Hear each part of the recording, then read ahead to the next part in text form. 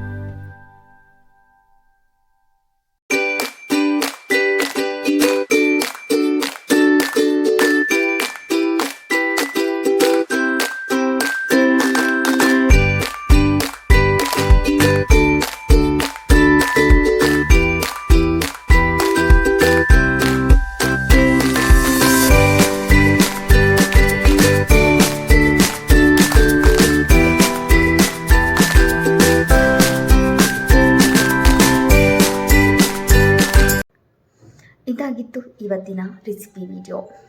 ನಾನಂತೂ already taste ಮಾಡಿ ನೋಡಿದೆ, ತುಂಬಾ ಟೇಸ್ಟಿಯಾಗಿ ಬಂದಿತ್ತು. ಯಾರೆಲ್ಲ ಈ ಥರ ಮಾಡಲ್ವೋ ಪ್ಲೀಸ್ ಒಂದ್ಸಲ ಈ ಥರ ಟ್ರೈ ಮಾಡಿ ನೋಡಿ, ನಿಮಗೂ ಕೂಡ ತುಂಬಾ ಇಷ್ಟ ಆಗುತ್ತೆ. ಈ ವಿಡಿಯೋನ ಕಂಪ್ಲೀಟಾಗಿ ನೋಡಿದ್ದಕ್ಕೆ ಥ್ಯಾಂಕ್ ಯು ಸೋ ಮಚ್.